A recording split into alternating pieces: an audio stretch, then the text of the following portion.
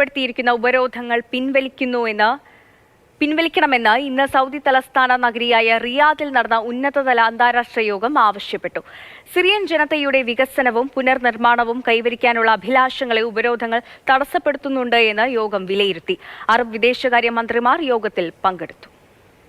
സിറിയയിൽ ഏർപ്പെടുത്തിയിരിക്കുന്ന ഉപരോധങ്ങൾ പിൻവലിക്കേണ്ടതിന്റെ പ്രാധാന്യമാണ് പ്രധാനമായും റിയാദ് യോഗത്തിൽ ഉയർന്നുകേട്ടത്.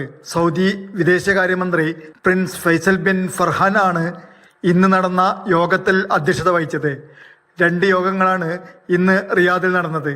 ആദ്യത്തേത് സിറിയയെക്കുറിച്ചുള്ള അറബ് കോണ്ടാക്ട് കമ്മിറ്റിയും രണ്ടാമത്തേത് Britain, Germany, France, European Union, തുർക്കി എന്നീ രാജ്യങ്ങളുടെ വിദേശകാര്യമന്ത്രിമാരും US സ്റ്റേറ്റ് ഡിപ്പാർട്ട്മെന്റിന്റെ പ്രതിനിധി സംഘവും പങ്കെടുത്ത അറബ് അന്താരാഷ്ട്ര യോഗവുമാണ്. സിറിയൻ അഭയാർത്ഥികളുടെ തിരിച്ചുവരവിന് അനുയോജ്യമായ ഒരു അന്തരീക്ഷം സൃഷ്ടിക്കണമെന്ന് യോഗം ആവശ്യപ്പെട്ടു. സിറിയയിൽ സ്ഥിരത കൈവരിക്കേണ്ടതിന്റെയും അതിന്റെ പ്രദേശങ്ങളുടെ ഐക്യവും സമഗ്രതയും കൈവരിക്കേണ്ടതിന്റെയും പ്രാധാന്യം സൗദി വിദേശകാര്യമന്ത്രി ഊന്നിപ്പറഞ്ഞു. പുതിയ സിറിയൻ ഭരണകൂടം സ്വീകരിച്ച നല്ല നടപടികളെ യോഗം സ്വാഗതം ചെയ്തു. ബഷർ അൽ അസദിന്റെ ഭരണകൂടത്തിന്റെ പതനത്തിന് 1 മാസത്തിന് ശേഷമാണ് മാനുഷികവും രാഷ്ട്രീയവുമായ പിന്തുണയിൽ ശ്രദ്ധ കേന്ദ്രീകരിച്ചുകൊണ്ട് യോഗം നടന്നത്.